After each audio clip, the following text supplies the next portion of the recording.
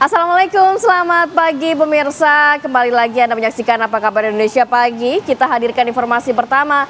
Ini ada dua kelompok gangster bersenjata tajam yang terlibat bentrok di Jalan Raya Rajek, Kabupaten Tangerang, Banten. Puluhan anggota gangster bersepeda motor berhenti di tengah jalan raya, kemudian berteriak dan mengacungkan senjata tajam ke arah kelompok gangster lainnya. Bentrok kedua kubu gangster pecah di ujung jalan raya.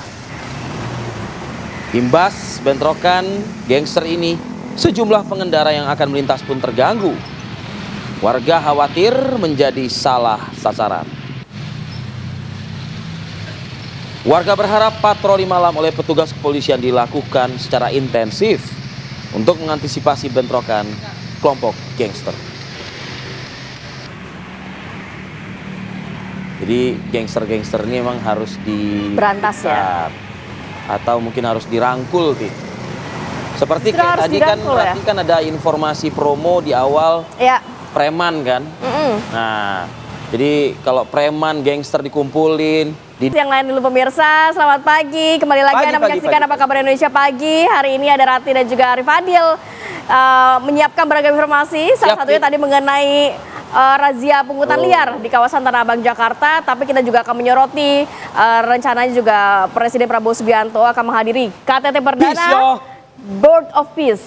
Pastinya ini mendukung dari kemerdekaan Palestina dengan two state solution ya. Kita hadirkan dulu informasi yang lain pemirsa. Ini ada motor pengendara ojek online di Deli Serdang, Sumatera Utara dibegal oleh sekelompok pemuda setelah mengantarkan penumpang. Dari rekaman CCTV, satu sepeda motor yang dibonceng 3 korban berhasil merampas sepeda motor, maksud kami yang dibonceng 3 pelaku berhasil merampas sepeda motor korban, kemudian mengancam menggunakan senjata tajam. Setelah berhasil merampas sepeda motor, pelaku kemudian kabur. Aksi begal di kawasan jalan lintas Marelan, Kota Medan dan Deli Serdang di Sumatera Utara ini sangat-sangat memprihatinkan. Warga berharap, seperti biasa, penegak hukum bisa terus berpatroli, terutama di wilayah-wilayah titik yang terkenal rawan aksi kejahatan, salah satunya begal ya, Tih ya.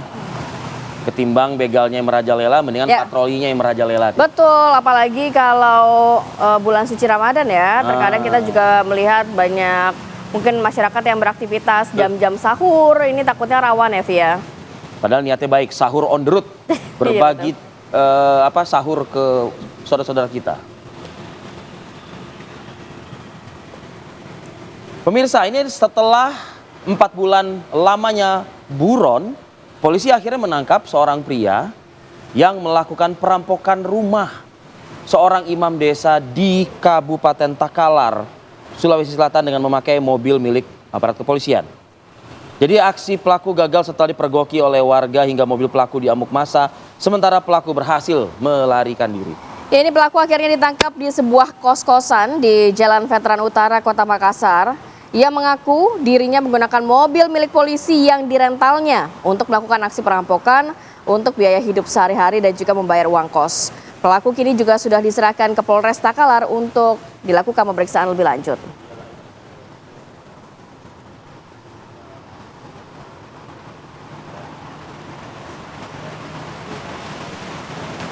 Baik, kita bergeser ke informasi selanjutnya pemirsa. Kasus mayat dalam koper yang dimutilasi di sebuah rumah di Brebes, Jawa Tengah ini akhirnya berhasil diungkap oleh tim Resmob Satreskrim Polres Brebes.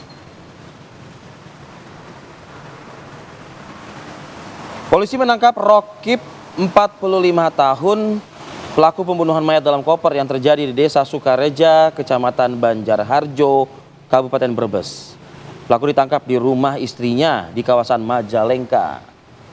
Dari hasil pemeriksaan, pelaku nekat membunuh korban karena sakit hati saat ditagih hutang. Pelaku yang kesal dimarahi korban lalu membunuh menghabisi nyawa dan memutilasi korban dan memasukkan jasad yang sudah terpotong-potong ke dalam sebuah koper.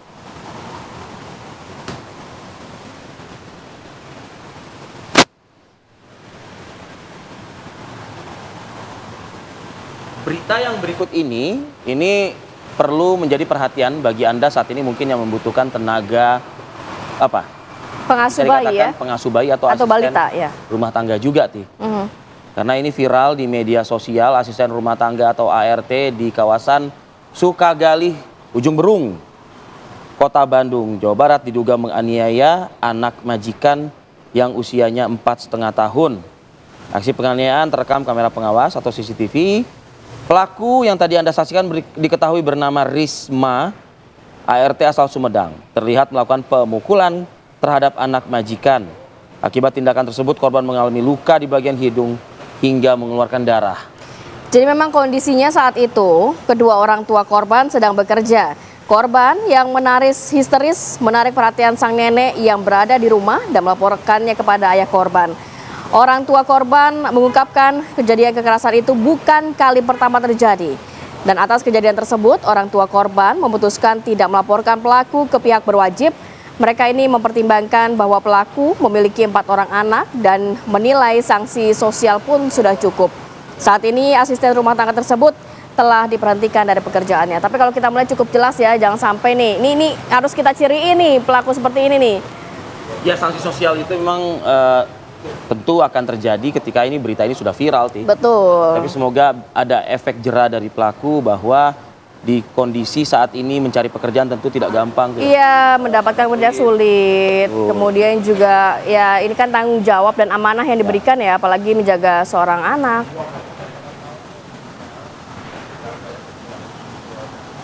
Ya, ini masih dari informasi yang kurang lebih serupa pemirsa. Ada seorang balita perempuan berusia 4 tahun di Surabaya, Jawa Timur yang diduga disiksa oleh paman dan bibinya di dalam kamar kos. Dugaan penganiayaan balita ini terbongkar setelah korban berteriak meminta tolong kepada warga sekitar. Saat ditemukan, kondisi korban memprihatinkan, wajahnya penuh memar serta rambut juga botak ya, diduga akibat tindak kekerasan. Paman dan bibi korban yang diduga sebagai pelaku penganiayaan telah diamankan oleh pihak kepolisian, Unit Perlindungan Perempuan dan Anak Polrestabes Surabaya. Korban sebelumnya dititipkan kepada pamannya setelah orang tuanya bercerai dan sang ayah bekerja di luar kota. Para orang tua, pesan yang bisa diambil dari berita ini adalah pikirkan kembali lah kalau misalnya ya ada selek atau keributan yang terjadi di rumah tangga, janganlah apa-apa langsung berujung kepada perceraian karena yang menjadi korban adalah anak-anak ya. Oke, kita beralih ke informasi lain. Ada kebakaran melanda dinding luar Mall Ciputra di kawasan Cibubur, Kota Bekasi. Pemirsa, api yang sempat berkobar berhasil dipadamkan oleh para karyawan mall dan juga bantuan dari sejumlah petugas yang ada di lokasi. Video amatir warga merekam saat api besar melanda Mall Ciputra Cibubur, di mana kebakaran ini sempat membuat panik pengunjung hingga harus dievakuasi keluar mall. Para karyawan mall dengan cepat memadamkan api menggunakan hidran. Hingga tak berselang lama, 2 unit damkar tiba di lokasi untuk melakukan proses pendinginan. Jadi diduga kebakaran terjadi dari percikan api saat adanya aktivitas pengelasan reklame. Jadi meski sempat dilakukan evakuasi pengunjung, kini operasional mal telah kembali normal dan penyebab pasti kebakaran masih dalam penyelidikan Polsek Jati Sampurna dan Polsek Metro Bekasi Kota.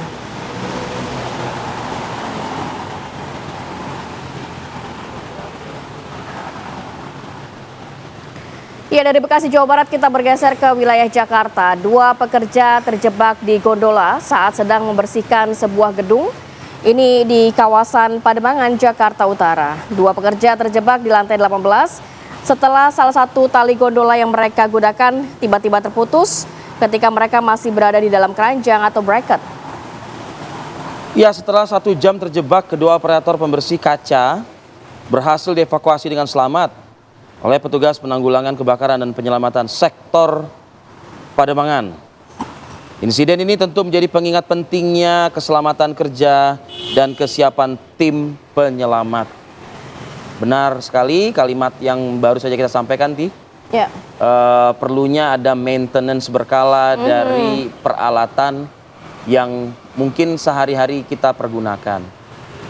Agak sedikit kita miss atau terlewat nyawa taruhannya. Ya, ya. Karena ini kan memang sebenarnya keselamatan nomor satu ya, Vi ya. Kalau pekerjaan seperti ini ya, resikonya sangat tinggi. Tapi kita bersyukur ini 2 pekerja yang terjebak sudah selamat. Sudah selamat. Terima kasih kepada semua pihak yang berjibaku ya. Damkar? Dari Damkar? Damkar juga. Baik pemirsa, kita ke informasi imbas dari cuaca ekstrim yang mungkin masih ada di beberapa wilayah terjadi pemirsa. Ini ada banjir lahar dingin Semeru susulan kembali menerjang aliran sungai Regoyo di Lumajang, Jawa Timur. Sejumlah penambang pasir kabur menyelamatkan diri. Sejumlah truk, alat berat, dan para penambang pasir serta warga langsung bergegas meninggalkan aliran sungai sesaat setelah memperoleh informasi akan datangnya banjir lahar dingin di Gunung Semeru. Jadi menurut keterangan dari warga, banjir lahar susulan kali ini tergolong cukup besar sebab aliran lahar mampu menghanyutkan batu-batuan berukuran besar. Masyarakat diimbau meningkatkan kewaspadaan dengan tidak melakukan aktivitas radius 13 km dari bukaan kawah di sepanjang aliran sungai Besuk Kobokan. Ya, kondisi material juga yang masih labil, dipicu juga curah hujan tinggi di puncak Gunung Semeru, Ya. ini kemudian berimbas ya kepada lahar yang mungkin bisa saja mengancam masyarakat sewaktu-waktu. Ya. Bagi mereka yang mungkin masih menjadikan lokasi di sekitar tersebut menjadi salah satu tujuan hidup atau pendapatan Mata pencarian mereka. Mata pencarian. Ya, ya. Dan tadi dikatakan dihimbau untuk menjauhi radius sejauh 13 km sepanjang terjadinya banjir lahar dingin Semeru di sana ya, Vi. Baik, Ratih. Alhamdulillah pemerintah kita sudah menetapkan 1 Ramadan 1447 Hijriah kemarin dalam sidang isbat yang dilakukan secara serentak bersama ya. Ini pada 19 Februari 2026. Artinya besok. Ya. Kamis ya, Ti. Ya, betul. Kita akan review lagi bagaimana jalan sidang isbat usai jeda pada awal berikut. Kami akan kembali saat lagi.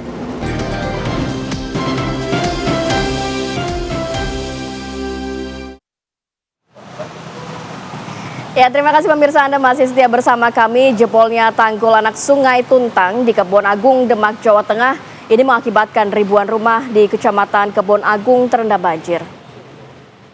Seperti Anda saksikan, ini adalah detik-detik saat tanggul anak sungai di desa Kebon Agung, Demak jebol. Dari pantauan udara tampak tanggul setinggi 5 meter tidak mampu lagi menahan besarnya debit air dan kuatnya terjangan. Karena tidak bisa dilintasi, praktis jalan untuk sementara waktu ditutup. Perbaikan jalan diperkirakan membutuhkan waktu selama 1 minggu. Selain memutus akses transportasi, jebolnya anak sungai Tuntang juga mengakibatkan ribuan rumah di sejumlah desa di Kecamatan Kebon Agung. Ini kondisinya terendam banjir. Semoga 1 minggu ini cuaca kondusif ya, Via. Ya. Jadi perbaikan tanggul yang jebol ini bisa segera rampung, aktivitas warga kembali normal lagi. Karena cukup Karena bulan pasif Ramadan ini nampaknya kalau ya. bisa kan Ramadan juga dijalani dengan penuh hikmat, Betul, khusyuk. betul. Tapi kalau misalnya hikmat khusyuk mereka ada di lokasi pengungsian. Iya.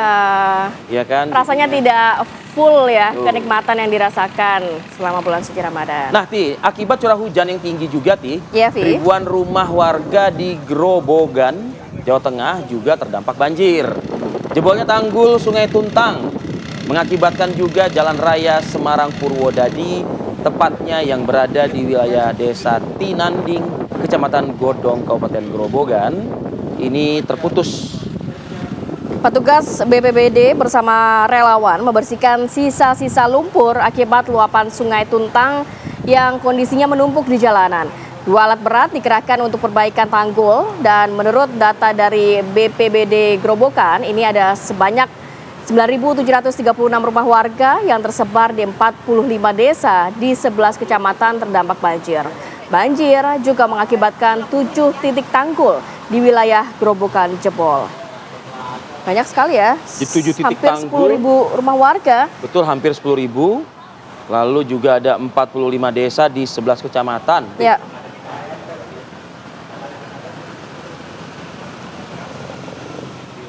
Kita bergeser ke informasi selanjutnya pemirsa. Awal Ramadan 1447 Hijriah berlangsung pada hari Kamis 19 Februari 2026.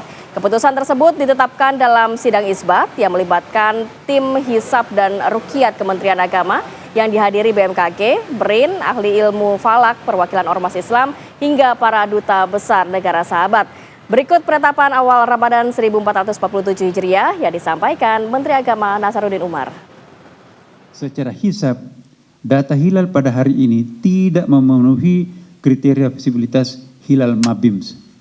Dengan demikian, berdasarkan hasil hisab serta tidak adanya laporan hilal terlihat, disepakati bahwa 1 Ramadan 1447 Hijriah jatuh pada hari Kamis 19 Februari 2026. Demikianlah hasil sidang isbat yang baru saja kita laksanakan dan sepakati bersama. Tentunya kita semua berharap semoga keputusan ini memungkinkan seluruh umat Islam di Indonesia ini untuk memulai ibadah puasanya secara bersama-sama. Semoga hal ini dapat menjadi simbol kebersamaan umat Islam di Indonesia yang sekaligus mencerminkan persatuan kita sebagai sesama anak bangsa dan menyongsong masa depan yang baik. Dan seandainya ada di antara warga kita umat Islam yang mungkin akan melakukan hal yang berbeda sesuai dengan keyakinannya masing-masing, kami juga menghimbau kepada segenap masyarakat, mari perbedaan itu tidak menyebabkan kita berpisah atau berbeda dalam arti yang negatif, ya kan.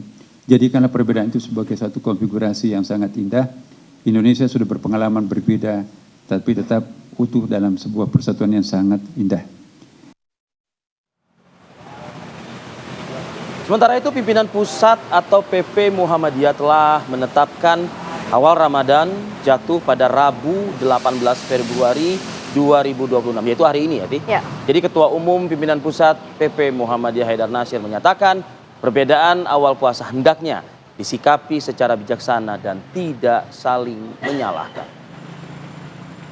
Boleh jadi satu sama lain masih ada perbedaan awal kita memulai puasa 1447 Hijriah. Maka ketika kita berbeda, jalani dengan tasamuh dan kecerdasan serta kedewasaan kita bersama. Selama kita belum punya satu sistem kalender global yang disepakati bersama, ya tentu kita akan sering berbeda. Dan disitulah maka sebagai ruang ijtihad tentu tak perlu kita saling menyalahkan dan merasa satu sama lain paling benar sendiri. Kembangkan kearifan dalam perbedaan ini. Ribuan umat muslim di kota Yogyakarta memadati masjid-masjid untuk melaksanakan sholat tarawih perdana. Salah satunya di masjid bersejarah milik Keraton Masjid Gede di Kauman, Yogyakarta. Pelaksanaan tarawih di masjid ini merujuk pada penetapan 1 Ramadan 1447 Hijriah oleh PP Muhammadiyah yang menggunakan kriteria kalender Hijriah Global Tunggal atau KHGT. Berbeda dengan keputusan pemerintah, Takmir Masjid Gede Kauman ini konsisten mengikuti keputusan Muhammadiyah yang menerapkan kalender Hijriah Global Tunggal. Berdasarkan hitungan astronomis, hilal sudah terpantau di wilayah Alaska dengan ketinggian 5 derajat dan elongasi 8 derajat. Meski terjadi perbedaan awal Ramadan dengan pemerintah, warga tetap menjaga toleransi dan juga menyikapi perbedaan tersebut dengan dewasa. Arab Saudi dan Uni Emirat Arab di kawasan Timur Tengah juga melaksanakan 1 Ramadan ibadah puasa pada tanggal 18 Februari ya. Dalam rilis resminya dari pemerintah dan kerajaan masing-masing. Ya, tentunya perbedaan ini semakin membuat kita semakin erat lagi. Pastinya semakin solid lagi ya. Kompak lagi. Kita bergeser ke informasi selanjutnya pemirsa. Presiden Prabowo Subianto dijadwalkan akan menghadiri konferensi tingkat tinggi ini atau KTT Board of Peace di Washington DC, Amerika Serikat pada 19 Februari 2026. Kehadiran Presiden ini merupakan upaya mendorong perdamaian dunia. Seperti apa selengkapnya saat Ya pemirsa, Presiden Prabowo Subianto ini akan menghadiri konferensi tingkat tinggi KTT Board of Peace di Washington DC, Amerika Serikat. Kehadiran Presiden Prabowo Subianto merupakan upaya mendorong perdamaian dunia sesuai amanat konstitusi.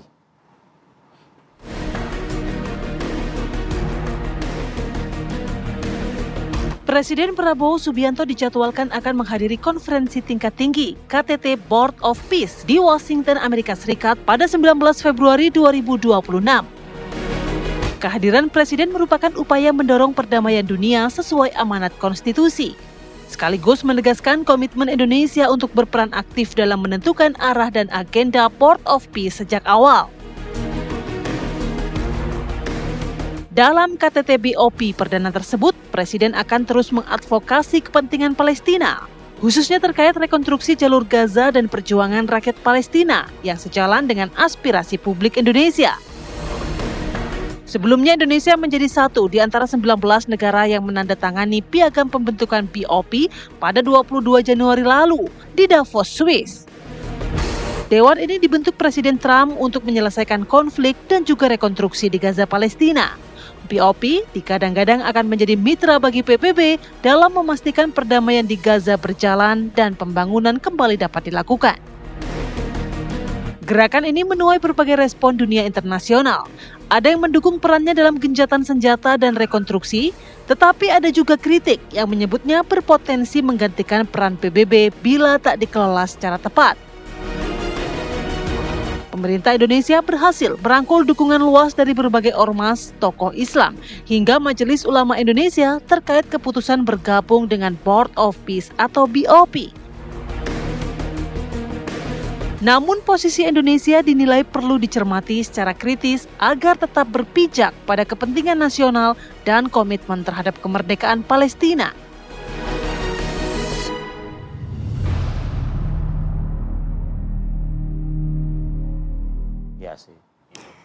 Baik, rencananya memang Presiden Prabowo Subianto ini tanggal 19 Februari 2026 akan menghadiri untuk pertama kalinya KTT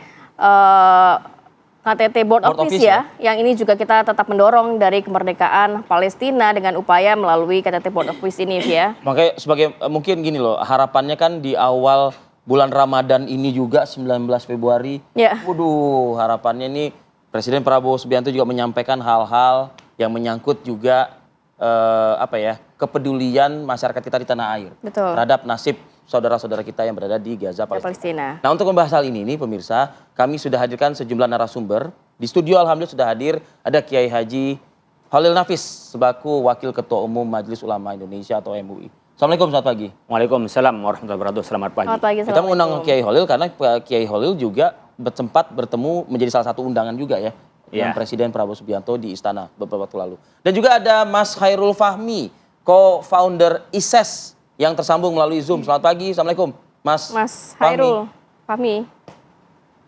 Waalaikumsalam warahmatullahi wabarakatuh. Mas Arif. Ya, kami juga sebetulnya dari malam tadi sudah melibatkan juga pihak dari pemerintah ya. Kami mencoba menghubungi Badan Komunikasi Pemerintah Republik Indonesia dan juga kantor staf Presidenan, tapi masih belum ada yang bisa mewakili untuk diskusi kita di pagi hari ini. Saya ingin ke Pak Kiai Holil. Pak Kiai, Presiden sudah tiba di Washington DC. Ada 3 agenda kabarnya.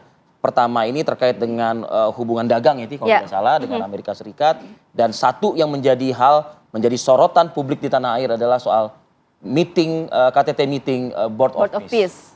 Pesan apa yang bisa diambil dari kunjungan Presiden ini mungkin? Ya, harus tetap memperjuangkan terhadap konstitusi kita. Konstitusi Indonesia adalah bagaimana seluruh penjajahan di muka bumi harus dihapuskan. Karena itu tidak sesuai dengan pri kemanusiaan. Itu kesepakatan kita, kesepakatan sebagai warga negara. Itu disebut dengan kita ini punya kesepakatan untuk berbangsa dan bernegara, apa yang diperjuangkan oleh kita. Yang kedua, karena implikasi dari kita menghapus kemerdekaan, penjajahan dan harus memperjuangkan kemerdekaan, maka sedari awal sebelum Indonesia merdeka sudah berjuang dan mendukung terhadap perjuangan kemerdekaan di Palestina. Kalau Kiai Hasyim Asy'ari dalam beberapa pengantar muktamar sebelum kemerdekaan yang juga melahirkan resolusi jihad di Indonesia menyatakan bahwa di Palestina itu bukan konflik, tapi penjajahan. Maka kita harus membantu sekuat kita. Apakah dengan pemikiran, apakah dengan obat-obatan tadi, apa dengan makanan, bahkan dengan keamanan. Nah, bagi kita yang tidak mampu kan selemah-lemahnya kita adalah doa sebenarnya. Karena doa adalah senjata umat Islam, silahul mukmin. Oleh karena itu yang harus dibawa pesan oleh Pak Prabowo di sana adalah bahwa kemerdekaan di Palestina harga mati, final bagi kita. Persoalan bagaimana cara memperjuangkannya, bagi kami di MUI tetap dari awal mengatakan keluar saja dari BOP.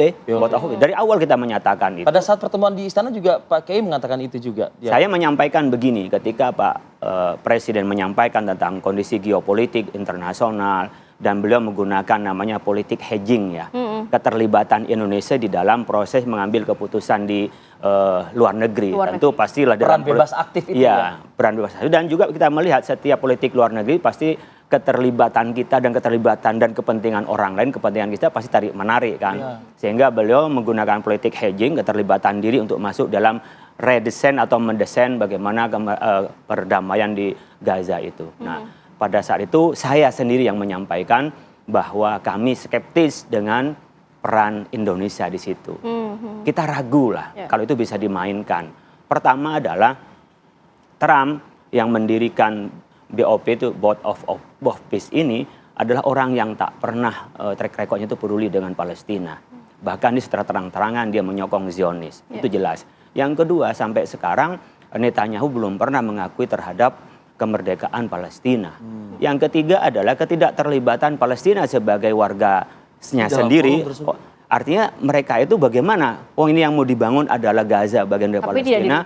Sementara dia tidak dilibatkan. Sekarang bisa terlihat adalah Israel masuk di BOP itu, Board of Peace itu. Yang berikutnya adalah memastikan bahwa pembangunan perdamaian itu tidak bersemata-mata damai bagi penjajah, tetapi adalah kemerdekaan. Jadi jangan sampai ini menggunakan kamuflase kata perdamaian, tapi sebenarnya yang dituntut kita adalah kemerdekaan. Ya kalau kita membandingkan dengan Indonesia, mungkin dulu pada masa penjajahan ada damai sedikit, tetapi kita kan yang dikejar adalah kemerdekaan. Maka yang berikutnya saya juga sampaikan kepada beliau, jangan sampai pengiriman pasukan dari Indonesia ke sana menjadi pasukan terlepas itu namanya misi perdamaian kan? Iya, nama kan. Kita kan minta substansinya. Jangan sampai tentara kita yang berangkat ke sana berhadapan dengan para warga negara, para pahlawan perjuang kemerdekaan Palestina. Iya, apakah itu Hamas itu terserah. Pokoknya kita jangan sampai ini berhadapan dengan yang memperjuangkan kemerdekaan. Pak Kiai. Dan itu sebentar saya akan sampaikan. Pak Presiden menanggapi hal itu bahwa kami dengan 8 negara lainnya menyatakan kalau memang itu tidak sesuai dengan konstitusi prinsip kami tidak harus mengikuti seluruh kegiatan BOP. Yang kedua, beliau sampaikan kalau memang tidak membawa kemaslahatan di dalam, kami akan keluar. Nah, menurut saya desakan kami sebagai warga negara itu menjadi bahan materi untuk negosiasi dan melakukan diplomasi dari Presiden. KTT 19 Februari. Nah, itu yang harus dibawa, bahwa warga rakyat kami berjuang untuk kemerdekaan Palestina. Jadi di dalam yang menjadi pilihan presiden tentu adalah harus membawa amanah konstitusi dan amanah rakyat ini. Jadi bukan dihadap-hadapan kami, dihadapkan berlawanan dengan presiden tidak. Kita sebagai ulama mengingatkan, memberi tausiah, ini loh misinya. Sekarang pilihan presiden dari dalam, tolong misi ini dibawa. Dan presiden sudah berjanji bahwa dia tidak akan meneruskan di BOP kalau tidak membawa maslahat. Tinggal kita sebagai warga tentu melihat bagaimana peran dari kembali tadi yang di awal, doa lah yang mungkin bisa dilakukan oleh masyarakat kita. Iya, kita akan menyampaikan juga sebagaimana Ketua Umum semalam dalam sidang isbat menyatakan, mari di bulan Ramadan ini kita berdoa kunut nazilah, dan itu juga diperintahkan dulu oleh Kiai Hasyim Asy'ari agar kita melakukan kunut nazilah. Berarti selama ini belum merdeka, maka kunut nazilah itu menjadi anjuran bagi kita semua untuk kita mendoakan rakyat Palestina. Saya terus terang aja ngimamin subuh, saya ngimamin sendiri di pesantren saya, tak pernah saya lupakan untuk doa kepada saudara di Palestina. Itulah perjuangan kita. Nah, pilihan kan begini, kami dengan presiden sama dalam konteks ini. Hapus kepenjajahan, yang kedua kemerdekaan Palestina, yang ketiga Ini masalah ijtihadiyah, masalah pilihan. Bagi kami karena tidak efektif di dalam, keluar saja. Tapi kata Presiden, kami mencoba untuk lebih efektif di dalam. Jadi masalah yang pilihan strategi, tapi tujuan kita dengan Presiden sama, adalah menghapus penjajahan, adalah kemerdekaan Palestina. Hanya beliau ingin melihat dari dalam dan ingin mempengaruhi dari dalam, sementara kita menitipkan pesan dari luar. Ini loh yang harus dibawa. Pak Kiai, ini mungkin juga menjadi salah satu peluang Indonesia untuk bagaimana mendorong kemerdekaan rakyat Palestina dengan two-state solution. Dari MUI sendiri sudah ada pertemuan juga dengan Presiden Prabowo Subianto, beberapa poin disampaikan. Nantinya mungkin kalau dari sisi Anda, apakah juga kan ini juga masih terus berjalan, 19 Februari menjadi perdana pertemuan di KTT BOP ini. Apa usulan mungkin yang nanti bisa disampaikan juga kepada Presiden terkait hal ini, Pak Kiai? Yang pertama dan diminta barangkali peran BOP ini, bagaimana bisa menciptakan ya perdamaian di Gaza. Kan serangan terus jalan. Ya. Bahkan meskipun judulnya gencatan senjata. Gencatan senjata. Dan itu khawatirnya informasi dugaan itu adalah senjata yang sifatnya memusnahkan ya dari jasad-jasadnya orang yang terkena. Wallahu a'lam. Ini belum ada bukti. Tapi ini kan infonya begitu yang di media sosial. Tapi minimal untuk membuktikan bahwa board of peace adalah perdamaian, benar-benar damai, dalam bahasa Arab namanya majlisus salam, ya hentikan penyerangan. Saya mengatakan konflik loh, ini penyerangan menurut saya. Karena berapa yang meninggal, ya yang mati dari 20.000 terakhir yang menjadi dan itu kan nggak balasan lagi kepada Israel. Yang mati adalah orang yang di dalam, yang dikuasai orang di dalam, yang dihancurkan dari dalam Gaza itu. Jadi bukan konflik ini, adalah penjajahan. Nah, menurut saya peran utama yang paling penting sekarang pada saat Pak Prabowo ini pertemuan perdana adalah menyampaikan tentang pentingnya penghentian penyerbuan dari Israel. Dihentikan dulu saat Dihentikan. Ini ya? Itu biar ada efektivitasnya bahwa ini memerankan perdamaian di Gaza atau Palestina lebih umumnya. Oke. Saya ingin geser ke Mas Hairul Fahmi. Mas Hairul Fahmi, Anda melihat misi penting apa yang bisa mungkin disampaikan ya dalam forum KTT Board of Peace di Washington kali ini. Ini pertemuan perdana ya. Setelah Board of Peace itu dibentuk begitu.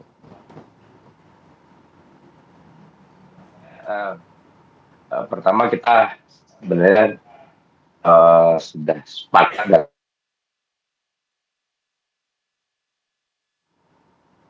Mas Hairul.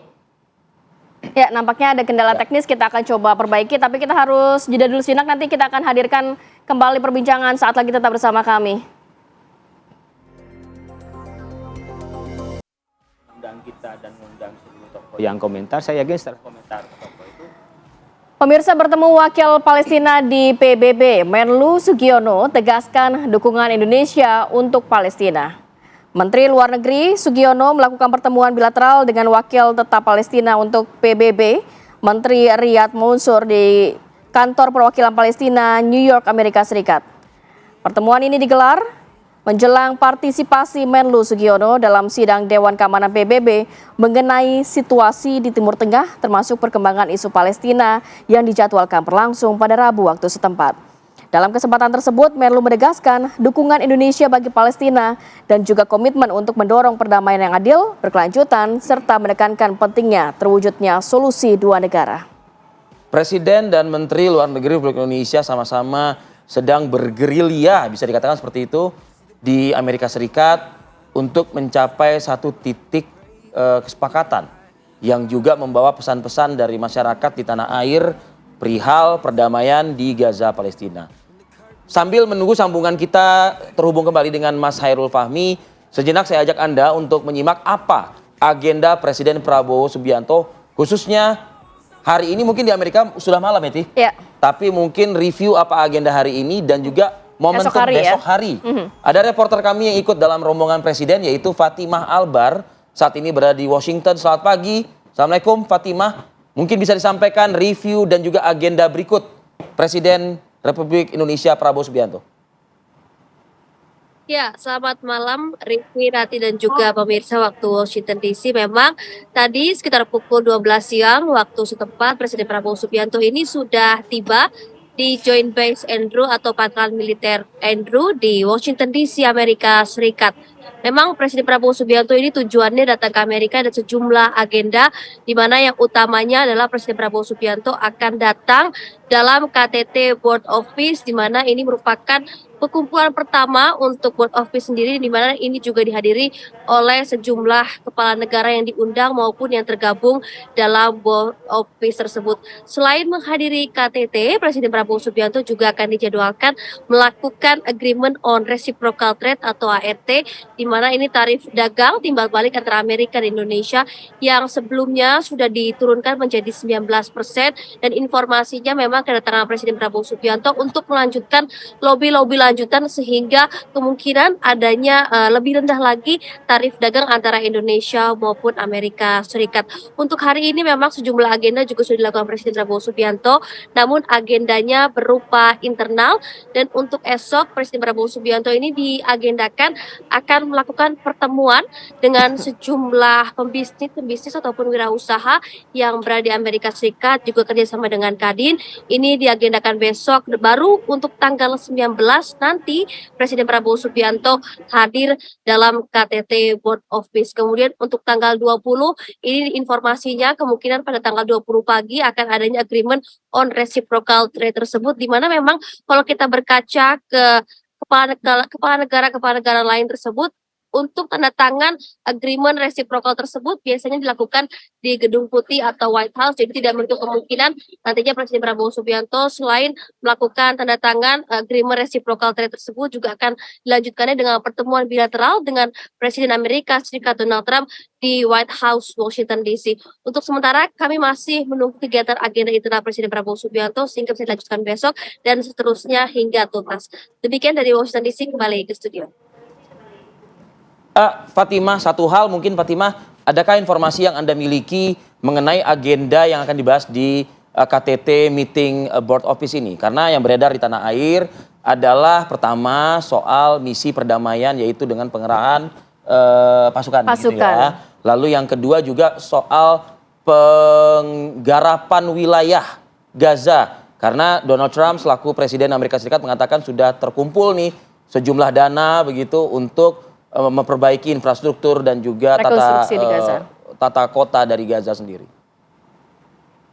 Ya, Rivi, Rati dan juga pemirsa, memang ini merupakan pertemuan pertama antara kepala-kepala negara yang tergabung dalam Board of Peace tersebut. Memang untuk tujuan garis besarnya adalah untuk rekonstruksi Gaza dan genjatan militer atau genjatan senjata lamanya untuk Gaza. Namun untuk setiap negara ini memiliki poin-poin ataupun suara-suara yang akan disampaikan dalam forum tersebut. Kita masih menunggu apa saja arah-arah dari Presiden Prabowo Subianto. Namun ini nampaknya poin mengenai pengerahan sejumlah militer Indonesia ke Gaza ini juga nampaknya akan dibahas, karena juga beberapa waktu lalu dari Menlu sendiri sudah menyampaikan hal tersebut. Jadi artinya untuk di KTT ini setiap kepala negara akan memberikan masukan-masukannya dengan tujuan satu hal, yaitu untuk rekonstruksi Gaza dan genjatan senjata selamanya di Palestina. Demikian, Rivi. Baik, terima kasih Fatimah Albar langsung dari Washington DC dan selamat bertugas kembali. Baik, kembali kita lanjutkan. Saya langsung mau ke Mas Hairul. Mas Hairul, tadi dikatakan bahwa nantinya setiap kepala negara menyampaikan poin-poin untuk diusulkan dalam KTT BOP.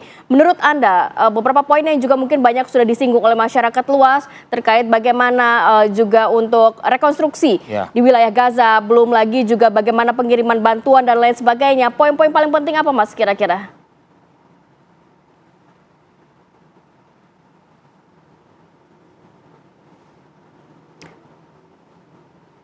Kita sudah melihat ada maklumat yang dikeluarkan oleh Kementerian Luar Negeri terkait dengan batasan-batasan apa yang harus diperhatikan dalam konteks partisipasi Indonesia dalam BOP dan ISF ya. Nah, saya kira kemudian ada setidaknya 3 hal yang menurut saya bisa, perlu, dan bahkan mungkin harus dilakukan oleh Presiden Prabowo ya dalam KTT Board of Peace besok ya. Yang pertama misalnya soal memastikan mandat kemanusiaan ya, itu tidak tereduksi menjadi agenda keamanan saja. Jadi resolusi 2803 yang sebelumnya itu sudah bicara soal gencatan senjata, perlindungan warga sipil, kemudian akses bantuan tanpa hambatan, juga rekonstruksi. Ya. Nah, Presiden saya kira perlu menegaskan bahwa stabilisasi itu tidak boleh dimaknai sebagai pelucutan satu pihak, tapi juga sebagai perlindungan kolektif dan jaminan masa depan politik Palestina. Nah, ini penting ya supaya forum saya kira tidak bergeser dari mandat awalnya. Nah, yang kedua, ini memperjelas parameter partisipasi Indonesia sesuai maklumat yang disampaikan oleh Kementerian Luar Negeri. Indonesia saya kira harus menegaskan di forum ya bahwa mandat kita ini kan ditegaskan sudah ya, bersifat non combat, non demilitarisasi, kemudian terbatas pada perlindungan warga sipil dan rekonstruksi gitu ya, dan itu diatur bahwa harus berada di bawah kendali nasional secara penuh. Nah, saya kira Presiden perlu ya menyampaikan bahwa partisipasi Indonesia ini juga bisa dihentikan kapan saja gitu ya, kalau memang menyimpang dari prinsip politik luar negeri bebas aktif dan penghormatan terhadap hak menentukan nasib sendiri rakyat Palestina. Dan ini saya kira bentuk penegasan kedaulatan keputusan kita dan bukan tekanan apalagi ancaman bagi forum board of peace ini. Ya. Kemudian yang ketiga, saya kira yang perlu dilakukan juga adalah membangun koalisi penyeimbang di dalam forum. Yang kita tidak boleh lupa bahwa Indonesia tidak sendirian bergabung ke dalam board of peace ya. Indonesia bergabung secara kolektif dalam board of peace ini bersama 7 negara berpenduduk mayoritas Muslim lain ya. Arab Saudi, Mesir, Pakistan, kemudian Uni Emirat Arab, gitu, Turki dan lain sebagainya. Ada 8 negara yang secara kolektif mengumumkan bahwa mereka bergabung ke board of peace gitu ya, sehingga saya kira ini penting untuk dikonsolidasikan gitu ya, supaya agenda rekonstruksi ini yang akan dijalankan loh dalam skema board of peace ini bisa tetap berbasis hukum internasional dan solusi 2 negara. Nah, dan saya kira juga bukan hanya terbatas pada 8 negara tadi, bahwa kita juga tahu ada beberapa negara lain yang yang termasuk dalam Global South dan bahkan ada 2 negara Asia Tenggara, Vietnam dan Kamboja juga terlibat dalam forum board of peace ini, sehingga ya saya kira ini peluang yang bagus untuk bisa dikonsolidasikan gitu ya. Dan saya kira dalam diplomasi kan jelas ya bahwa kekuatan itu kan bukan hanya pada narasi atau pidato yang dibangun gitu ya, tapi pada bagaimana kita mengelola konfigurasi dukungan supaya kita bisa memiliki kemampuan untuk mempengaruhi forum secara efektif. Gitu.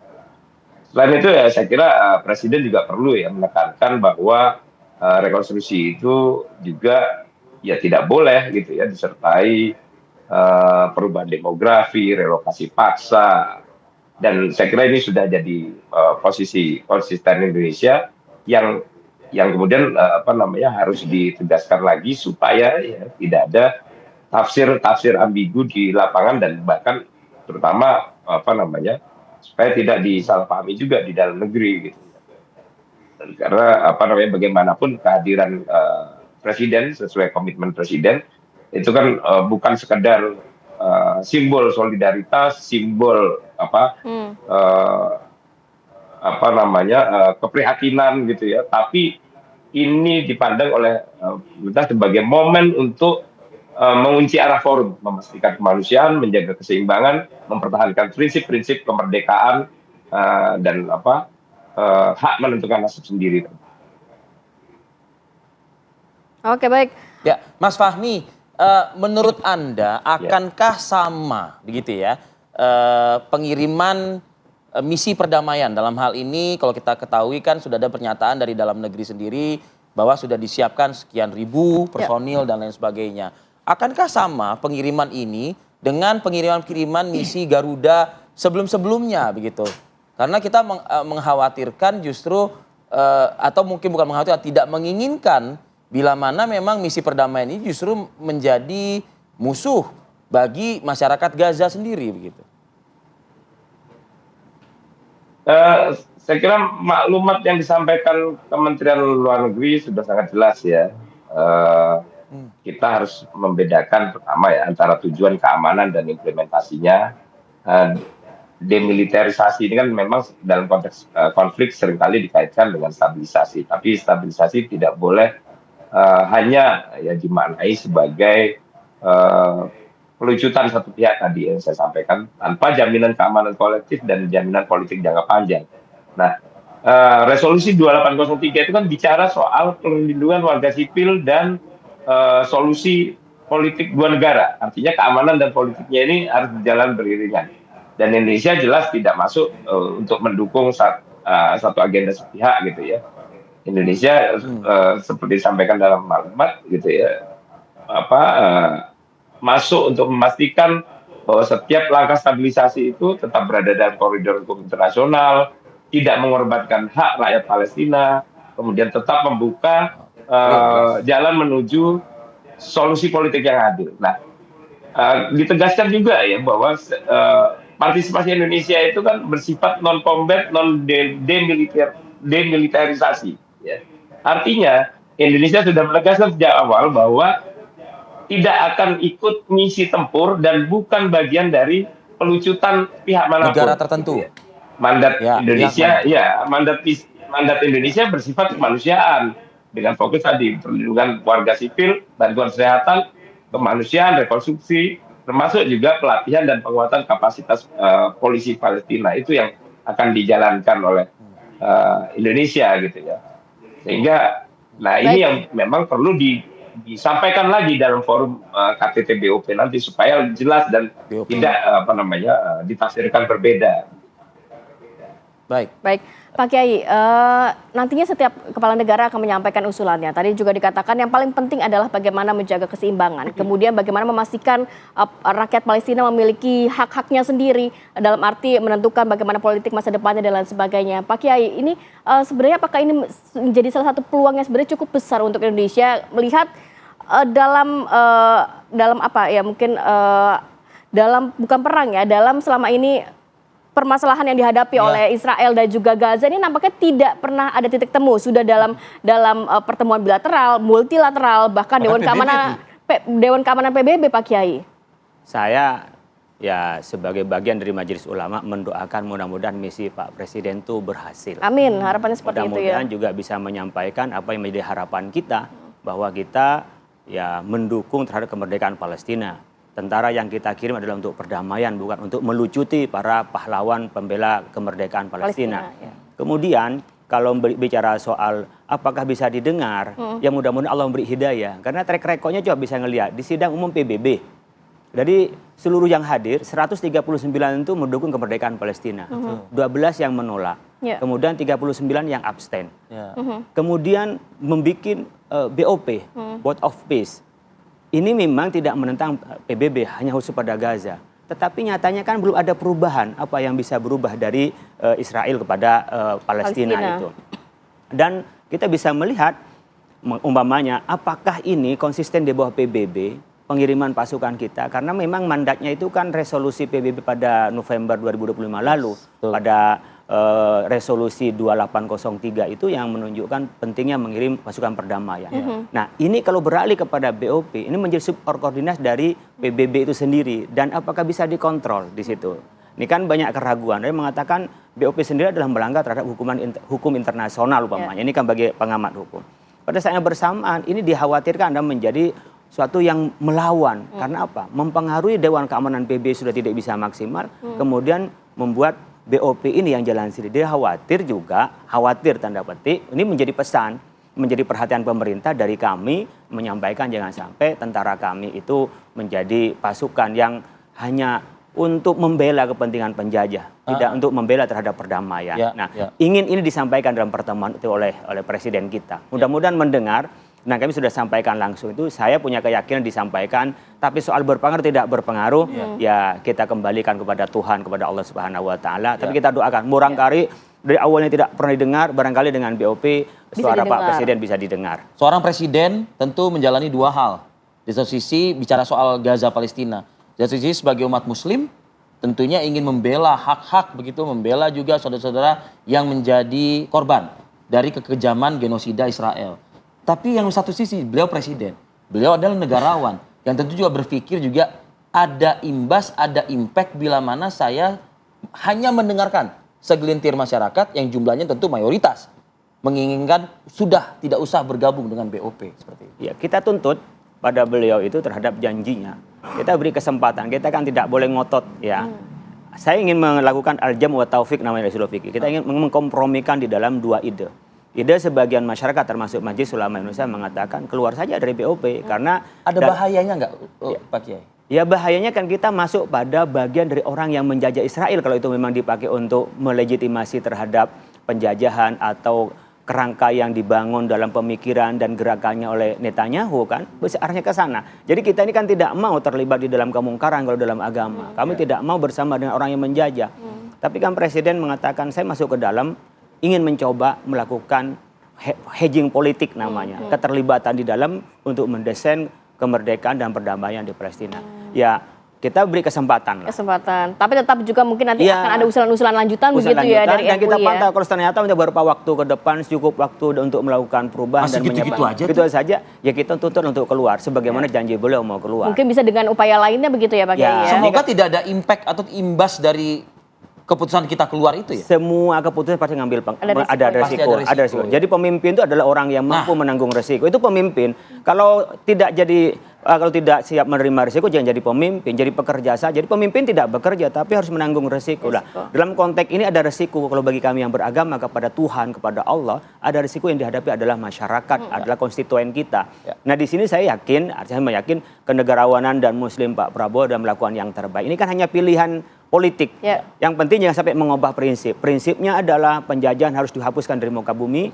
Palestina diperjuangkan untuk merdeka. Soal cara, mari kita saling menghormati di antara kita. Perbedaan itu tetapi mengarah kepada satu tujuan merdekanya Palestina. Ya, semoga memasuki bulan suci Ramadan dilembutkan ya Via, hati-hatinya ya. Jadi katakan bulan Ramadan itu setan dibelenggu. Nah itu yang di BOP kecuali Indonesia ya. Nah, itu mungkin dibelenggu semua. Terima kasih banyak Pak Kiai sudah hadir pagi hari ini dan juga Pak Fahmi sudah hadir pagi hari ini. Sehat selalu. Pak Hairul, terima kasih Mas Hairul Fahmi.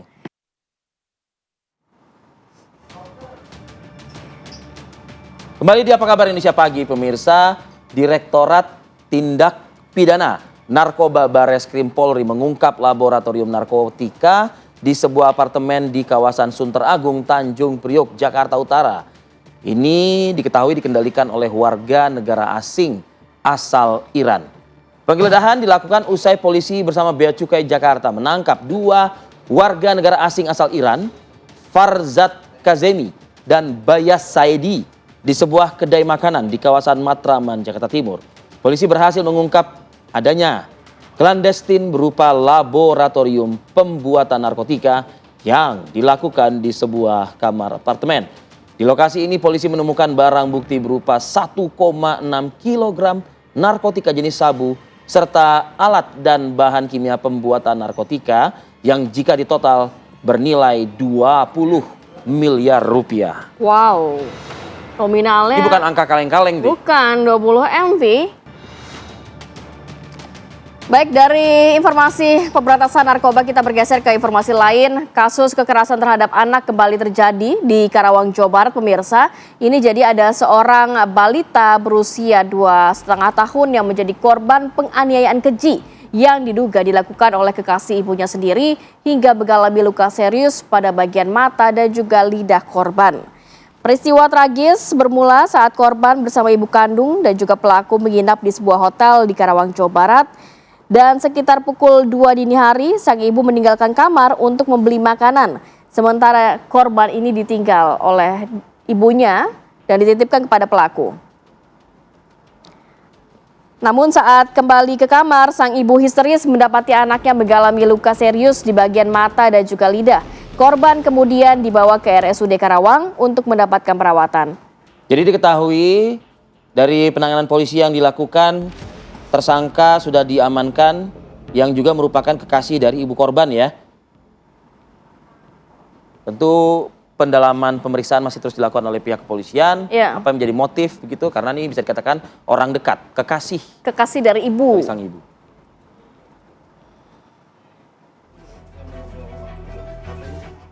Baik pemirsa, ini ada kasus mayat dalam koper yang dimutilasi di sebuah rumah di Brebes, Jawa Tengah yang sudah berhasil ya diungkap oleh jajaran Satreskrim Polres Brebes.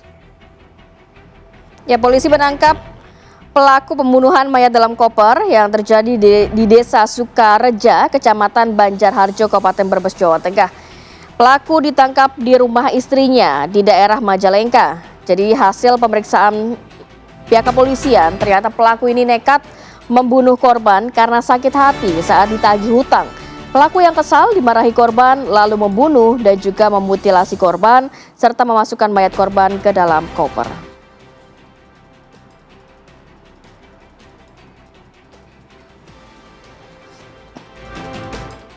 Kita bergeser ke informasi selanjutnya. Tanggul di sepanjang aliran Sungai Tuntang di Kecamatan Kebon Agung, Kabupaten Demak, Jawa Tengah ini jebol di 2 titik dan jebolnya tanggul sepanjang 20 hingga 30 meter ini terjadi akibat sungai tak lagi mampu menampung tingginya debit air Sungai Tuntang. Akibat jebolnya tanggul, jalur utama penghubung Grobogan Semarang mengalami kemacetan panjang di wilayah Grobogan. Tugas kepolisian kemudian melakukan rekayasa lalu lintas dengan menutup akses jalan menuju lokasi tanggul jebol. Seluruh kendaraan dari Grobogan dialihkan melalui jalur tengah Demak, Jawa Tengah. Akses jalan menuju Desa Tinanding, Kecamatan Godong, Grobogan sempat terisolir karena tertutup oleh banjir.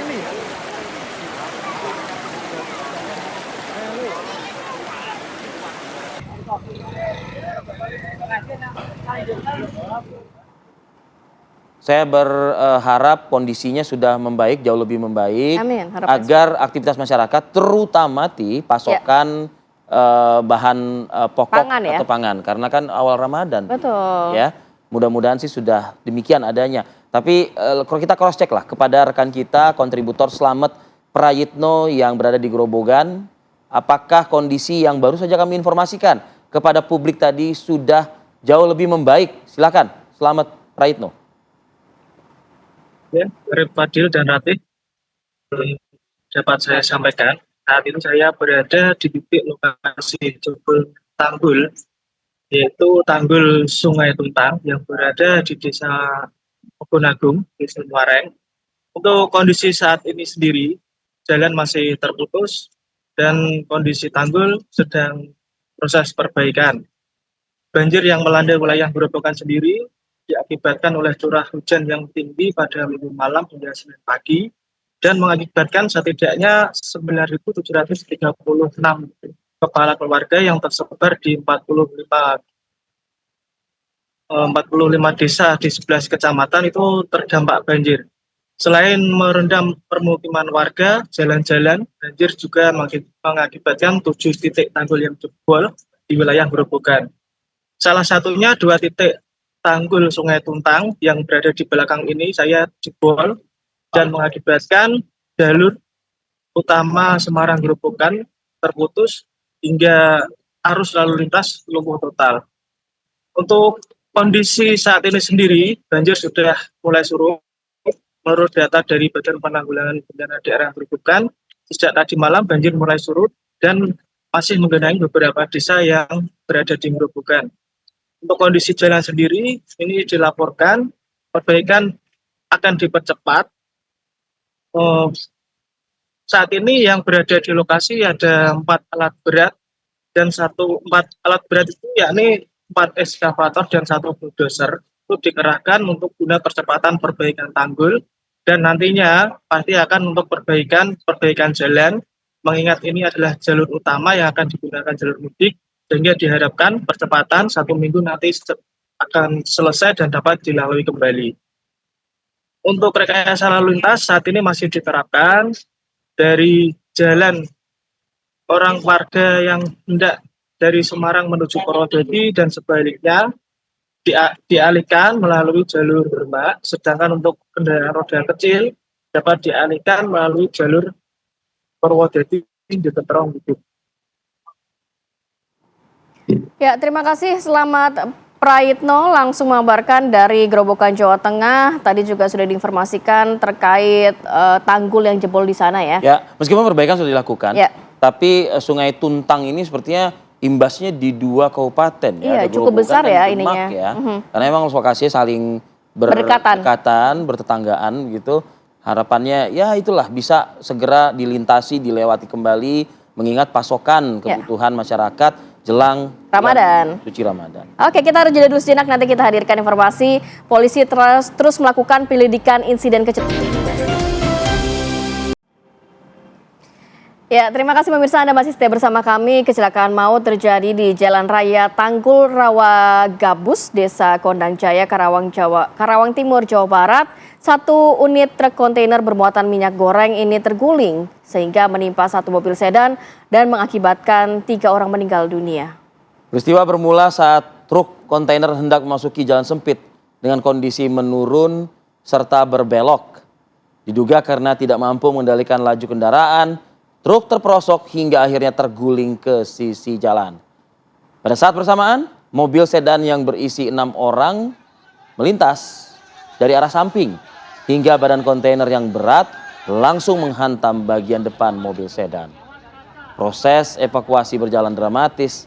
Petugas dibantu warga membutuhkan waktu hingga 2,5 jam untuk melakukan proses evakuasi para korban yang terjebak di dalam kabin mobil. Dari 6 penumpang, 3 orang dinyatakan meninggal dunia di lokasi kejadian. Sementara 3 penumpang lainnya berhasil selamat namun mengalami luka-luka. Guna kepentingan penyelidikan, sopir truk kontainer saat ini diamankan pihak kepolisian untuk dimintai keterangan terkait penyebab pasti kecelakaan. Kasus ini ditangani oleh unit Laka Lantas Polres Karawang.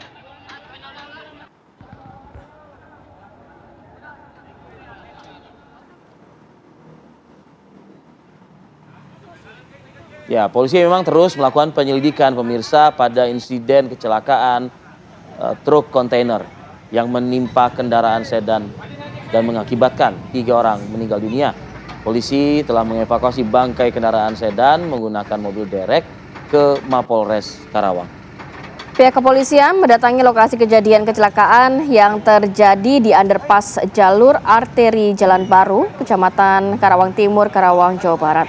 Polisi juga menurunkan unit derek untuk membawa bangkai kendaraan untuk dilakukan penyelidikan lebih lanjut. Berdasarkan pantauan di lokasi kejadian, memang kondisinya medan yang sempit dan juga terbatasnya akses jalan ini menjadi kendala utama dalam proses evakuasi sehingga menyulitkan kendaraan derek untuk masuk. Petugas baru berhasil mengevakuasi 1 unit kendaraan, sementara 1 kendaraan kontainer masih berada di lokasi.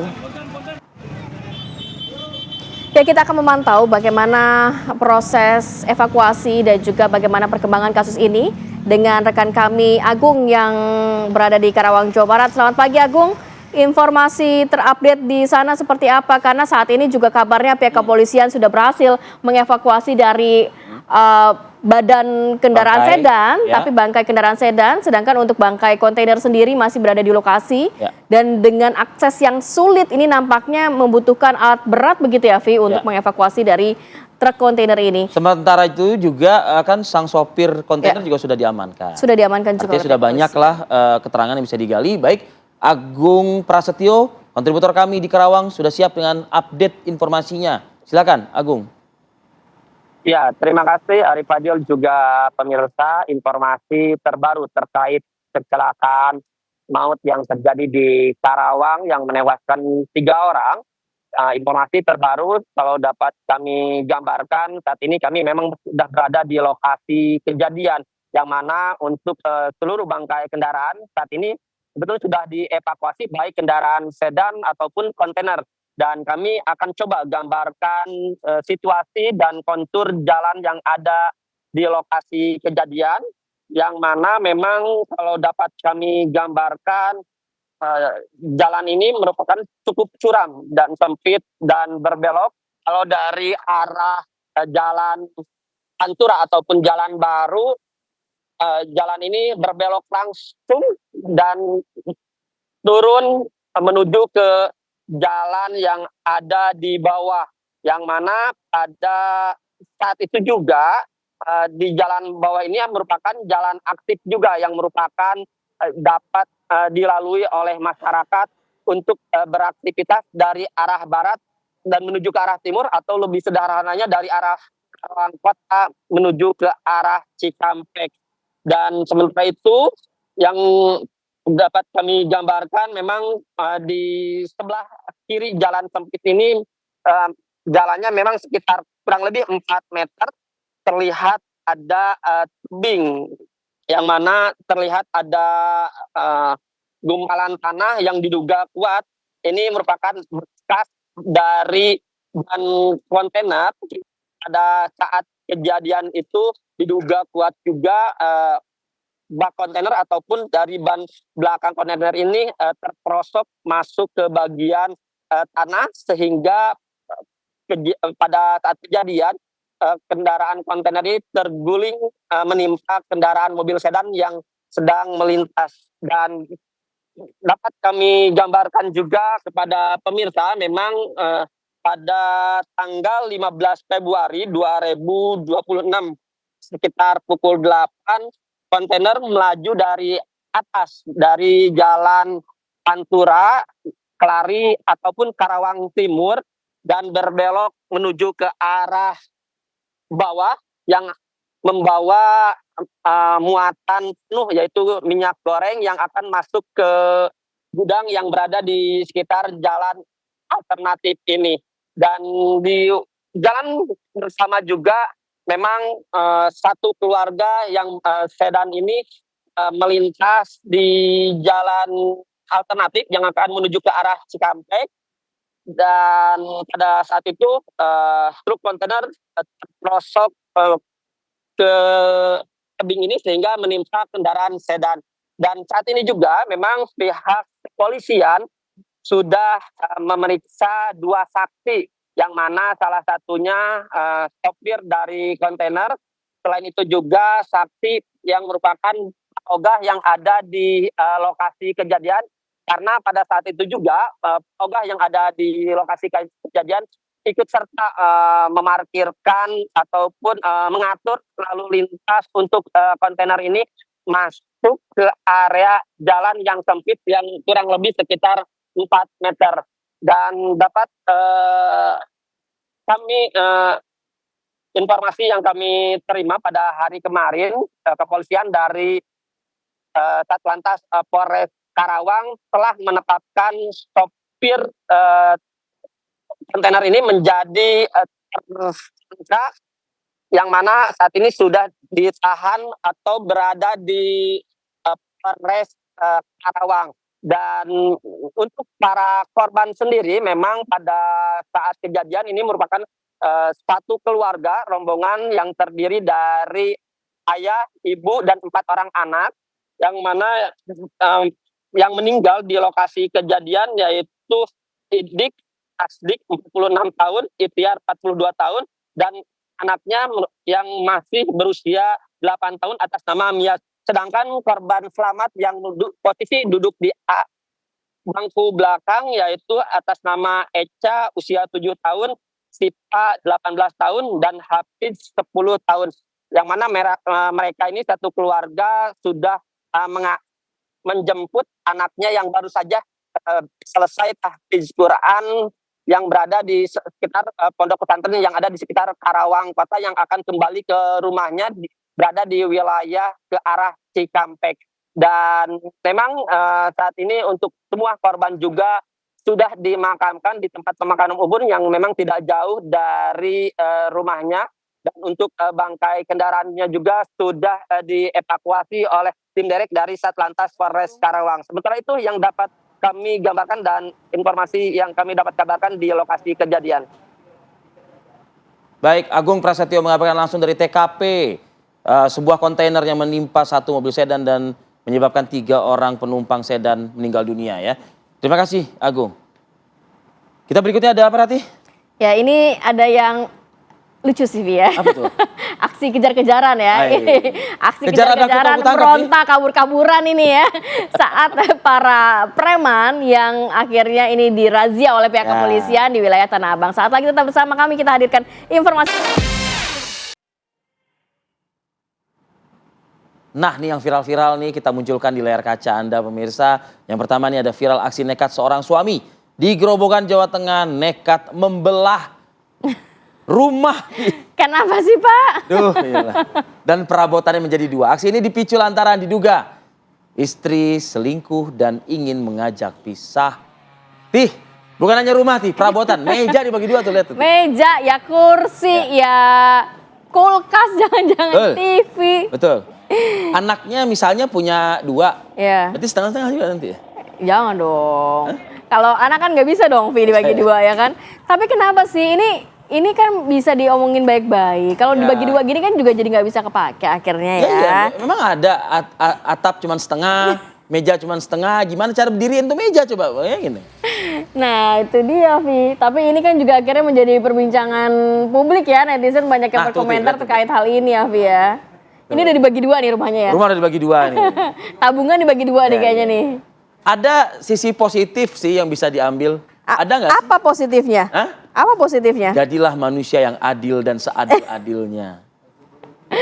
Kecuali ini dibagi 2 untuk istri pertama dan istri. Oh enggak, saya nggak komen soal itu Tih. Enggak ya. Saya nggak komen soal itu. Ya udahlah kita bergeser ke informasi selanjutnya ya. Ini juga ada yang viral di media sosial. Jadi ada aksi seorang pria yang diduga ini melakukan penipuan hingga jutaan rupiah, tepatnya di wilayah Goa, Sulawesi Selatan. Jadi modus pelaku mirsa, hati-hati ya, jadi pelaku ini mengaku sebagai kurir dengan pura-pura mengantarkan paket pesanan dan juga meminta uang. Jadi kan biasanya kita ada COD ya Via.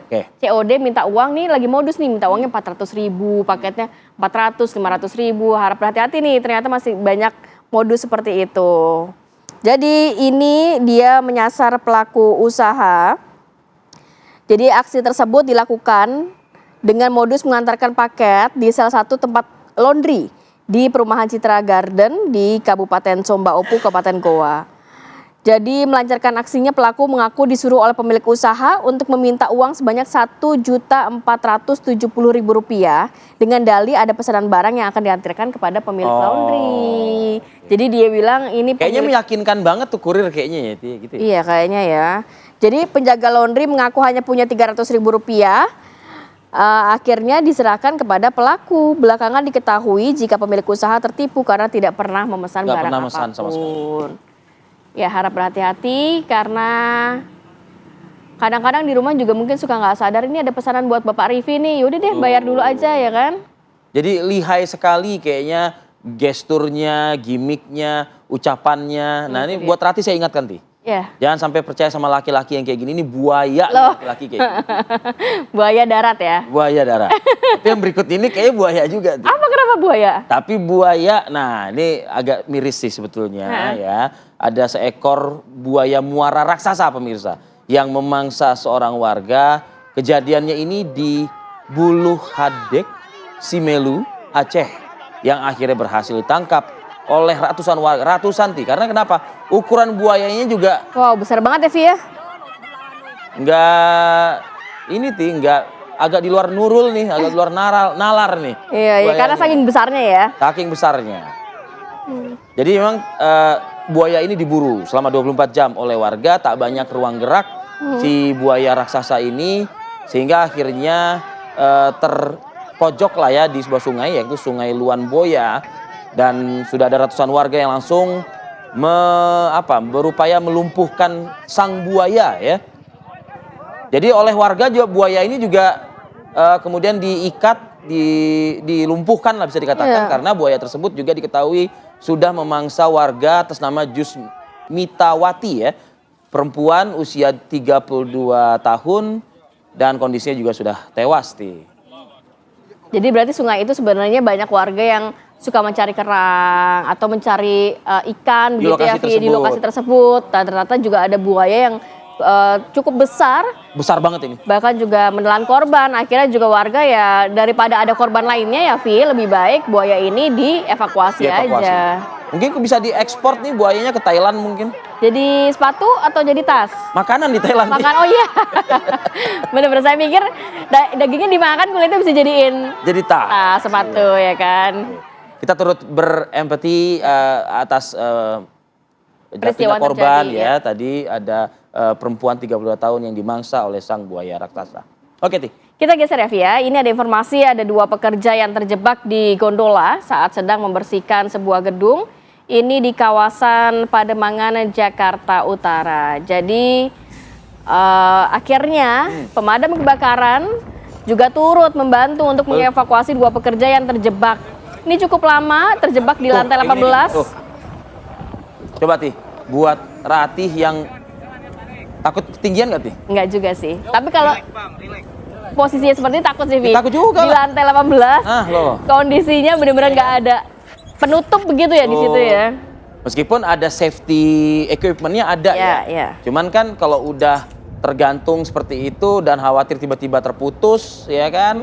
Ini yang tidak kita inginkan gitu. Dan kita apresiasi Damkar dan sejumlah petugas yang ikut juga mengevakuasi, membantu 2 pekerja yang terjebak ya. Kedepannya pihak gedung manapun, tidak hanya gedung ini Ti, pastikan safety first dan maintenance equipment-nya juga harus lengkap. Jangan pakai aja terus pakai terus tapi nggak di servis. Nah itu dia. Perbaiki dan lain sebagainya. Jangan badannya turun. Viral berikutnya Ti, ya ini 5 hari buron pencuri berpakaian batik Ti, sempat lihat nggak di media sosial? Sempat. Kayaknya. Kok lihai banget ya kayaknya? Kayaknya meyakinkan banget Iya. Di Hotel Bintang 5 loh. Nah itu dia. Nah, ini akhirnya bisa ditangkap oleh jajaran Resmob Polda Metro Jaya. Karena tak tanggung-tanggung Ti, ada juga kerugian yang ditaksir kalau nggak salah sampai dengan belasan juta deh yang diambil oleh pelaku ini dari dalam sebuah ruangan di Hotel Bintang 5 dan santai banget kayaknya keluar seakan-akan kayak merasa itu masuk ke dalam dan masuk ke dalam kamar pengunjung ya. Gitu. Ini ngambil handphone, laptop, bahkan uang tunai, tadi total kerugian sampai belasan juta rupiah. Jadi memang kalau dari CCTV kan sudah cukup jelas Vi ya. Jadi sehingga pihak kepolisian juga tidak membutuhkan waktu lama untuk mengamankan pelaku pencurian yang ternyata sudah 3 kali Vi. Oh, 3 kali? 3 kali dengan sasarannya hotel berbintang dong. Nah itu dia. Spesialis hotel bintang 5. Nah. Jadi kalau lagi staycation di hotel Vi. Waduh. Jangan lupa dikunci pintunya. Iya betul. Kalau bisa masukin ke safe deposit box tuh. Nah itu kan dia. Di kamar hotel kan ada tuh. Walaupun nggak ada isinya ya sebenarnya. Ya, betul. Pasti dompet kita nggak ada isinya. Karena saya khawatir dompet kosong saya dicuri orang gitu. Nah itu dia.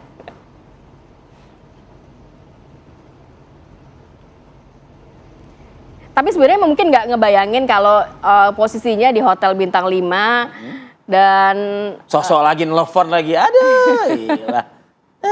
Siapa yang ditelepon kira-kira? Gak jelas juga tuh, nggak ada jangan-jangan ditelepon juga.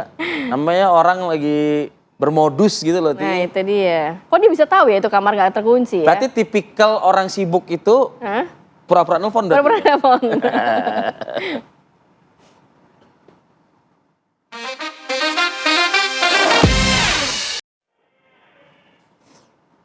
Oke, kita nanti akan tunggu laporan langsung dari Pasar Blok G Tanah Abang, Jakarta Pusat, tempat di mana jajaran petugas kepolisian beberapa waktu lalu merazia, menangkap, dan juga terlibat aksi kejar-kejaran dengan para preman ya, yang kabarnya mematok harga cukup fantastis, Rp100.000 untuk kendaraan roda 4. Selamat pagi, tetap bersama kami.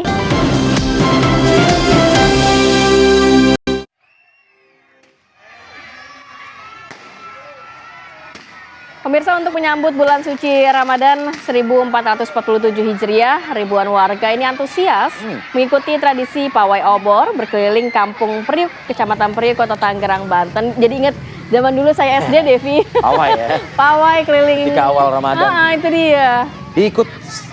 Diikuti oleh ribuan warga. Ya, ini melakukan tradisi pawai obor. Mereka mengelilingi tempat tinggal mereka dan para tetangga menyambut datangnya bulan suci Ramadan 1447 Hijriah. Warga yang turut serta yaitu orang tua, remaja, bahkan anak-anak sangat antusias dan tampak bersukacita berjalan kaki sejauh 3 km menyusuri jalan-jalan protokol. Sambil melantunkan salawat, menabuh rebana, peserta pawai berkeliling sambil membawa juga obor, menyalakan kembang api dan flare. Tradisi pawai obor ini sudah biasa mereka lakukan dan ini juga untuk ikut juga menyemarakan dan menyambut datangnya bulan suci Ramadan. Bulan Ramadan boleh kayak gini? Ya nggak bisa sih ya. Malam disuruh istirahat. Malamnya taraweh kita. Nah, malam taraweh istirahat, siangnya menahan hawa nafsu. Nah iya.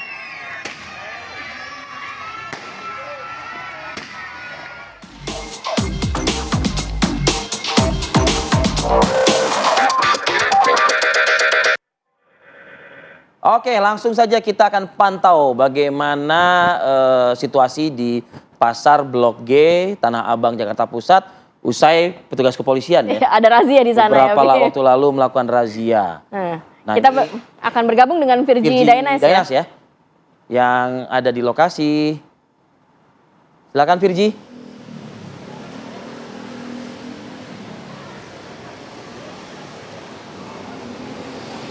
Ya, Virgi, kembali di Apa halo. Kabar Indonesia Online. Selamat pagi Arif, Rati, dan juga pemirsa. Saat ini kami berada di Pasar Tanah Abang, tepatnya di Blok B. Tempat ini beberapa hari lalu viral karena adanya juru parkir liar atau biasa disebut dengan preman.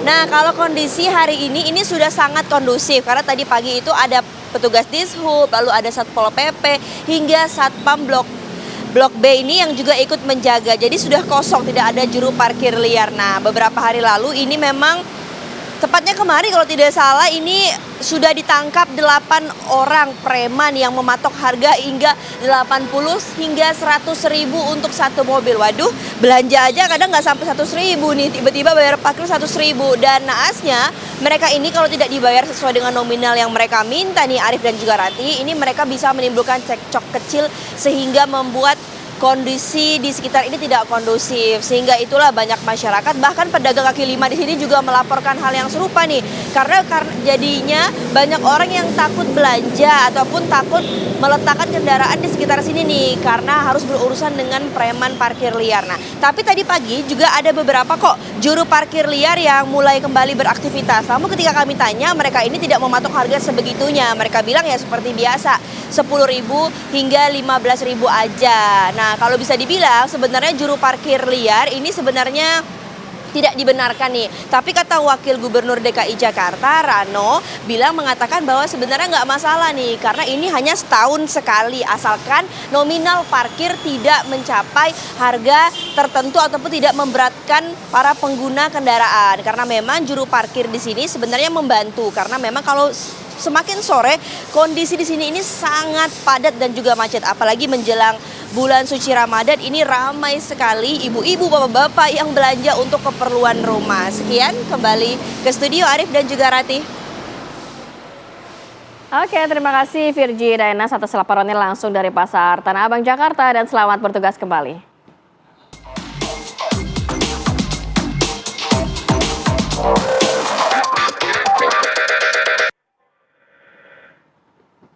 Ya. Semoga kekal abadi. Apanya? Kondisinya. Oh, bukan hubungannya ya, kondisinya. Untungnya razianya nggak balik lagi nanti. Nah, itu karena kan takutnya gini, Vi, biasanya deket-deket Lebaran itu kan banyak yang beli baju. Betul. Ya kan. Takutnya semakin rame, tahu-tahu nggak ada pengawasan, nggak ada razia, banyak lagi parkir liar. Sebetulnya yang nggak penting kok baju baru. Penting lah. Iman yang baru. Aduh, Masya Allah.